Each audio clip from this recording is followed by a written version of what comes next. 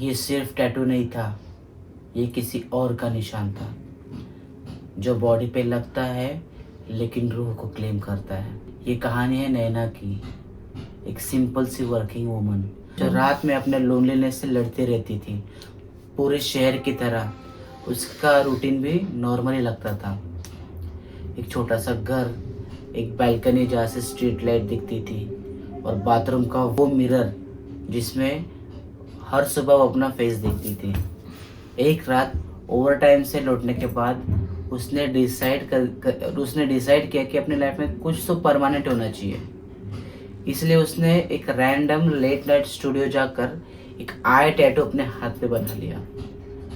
Artist ने बस इतना कहा, इस डिज़ाइन को लाइटली मत लेना, ये सिर्फ आर्ट नहीं है, ये देख भी सकता है। नैना ने हंसी में उड़ा दिया। उसे क्या पता, रात होते ही वो भी किसी और के नज़र के अंदर आ चुकी है। टैटू के तुरंत बाद सब नॉर्मल था। थोड़ा बर्निंग सेंसेशन, थोड़ा सा दर्द, ऐसा तो यूजुअली होता है। लेकिन जब रात को नैना ने लाइट बंद करके फ़ोन साइड में रखा, उसे लगा कि जैसे उसे कोई देख रहा हो। रूम में कोई नहीं था, लेकिन उसकी आंखों के कोने में उस टैटू की ब्लैक आई थोड़ी ज़्यादा डार्क लग रही थी, जैसे वो लो लाइट में भी क्लियरली दिखना चाहता हो। अगली रात मिरर के सामने खड़े होके नैना ने मजाक में कहा, क्यूट लग रहा है ना।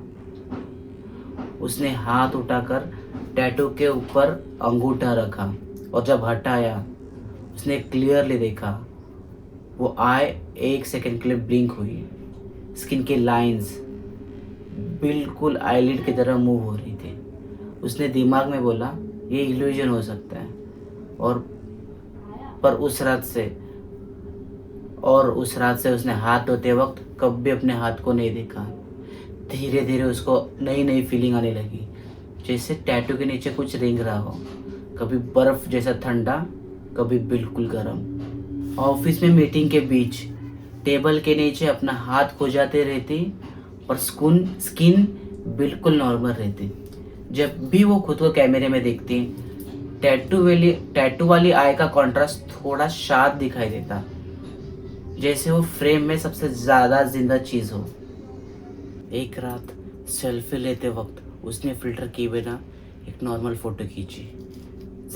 जूम करके टैटू के अंदर वाली आई देखी। उसे लगा कि ट्यूबिल के अंदर उसके रूम का व्यू नहीं, किसी और जगह का रिफ्लेक्शन है। एक अंधेरा हॉल, 4 पिलर्स और बीच में एक कुर्सी।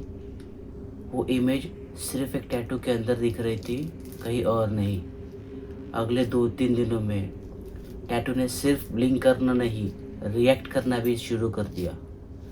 जिस भी इंसान से नैना गुस्से में बात करती, रात को उसके टैटू के आसपास की स्किन बिल्कुल ब्लैक पड़ जाती, जैसे जल गई हो।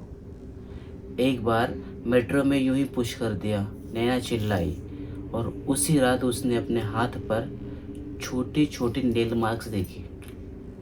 लेकिन नेल्स उसके नहीं थे, जैसे कोई और उसकी स्किन अंदर से स्क्रैच कर रहा हो।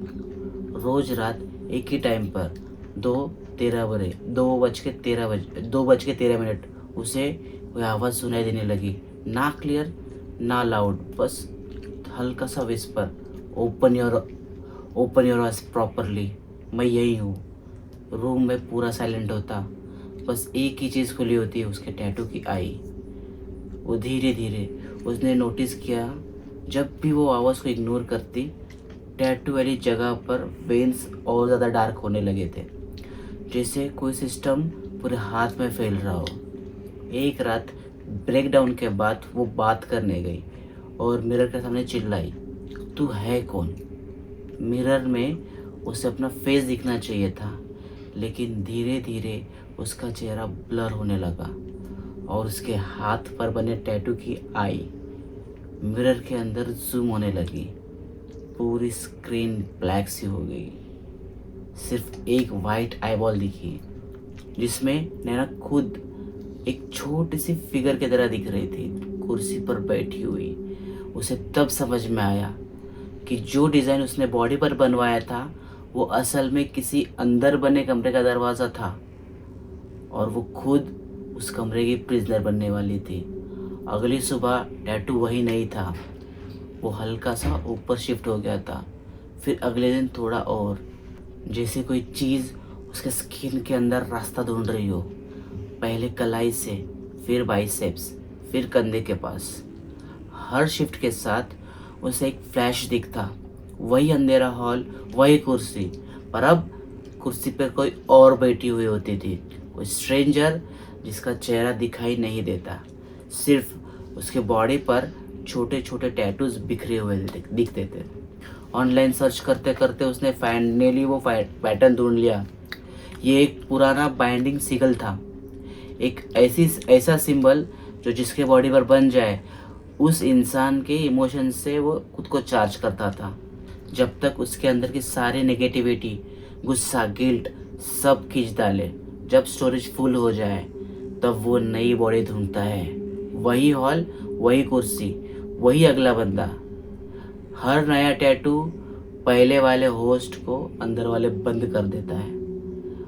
अब टैटू कंधे से गर्दन की तरफ मूव कर रहा था। वेन्स नेक तक आ गए थे, जैसे कोई काले रूट का नेकलेस। नैना ने डिसाइड किया या तो वो खुद को रोक लेगी या फिर ये चीज़ किसी और तक चली जाएगी। उसने टैटू पर ब्लेड रखा, स्किन कट करने की कोशिश की, लेकिन जहाँ कट करती टैटू की आई वहाँ शिफ्ट हो जाती। खून उसके हाथ से फ्लोर पर टपक रहा था और एक वक्त आया जब उसने मिरर में देखा, उसके 2 नेचुरल आंखें बंद थी, सिर्फ एक ही ओपन थी, टैटू वाली। उस रात के बाद नैना के चैट वाले ग्रुप में एक डीपी देखा, एक ब्लैक वाइट मिनिमल आंखों वाला डिज़ाइन का लोगो। किसी ने सीरियस नहीं लिया, सबको लगा नई ब्रांडिंग होगी। सिर्फ एक इंटर्न ने पूछा, ये डिज़ाइन किसी टैटू आर्टिस्ट का लगता है, लिंक भेजो ना। और डीपी वाले अननोन अकाउंट में सिर्फ एक लाइन भेजी, पहले डिज़ाइन चूज करो, बाकी मैं देख लूँगा। इस कहानी से एक बात क्लियर है, हर परमानेंट चीज़ क्यूट नहीं होती। कई बार हम बॉडी पे जो सिंबल्स डालते हैं उनका मीनिंग सिर्फ सर्च करके नहीं समझ में आता, वो किसी और लेयर से जुड़े होते हैं। कभी कभी हम टैटू चूज़ नहीं करते, कोई चीज़ हमें चूज़ करती है। और जब कोई नज़र तुम्हारे स्किन के थ्रू देखना शुरू कर दे तो तुम्हारे रूम के कैमराज ऑफ हो सकते हैं, लेकिन तुम कभी अकेले नहीं रहते। तो कैसी लगी कहानी?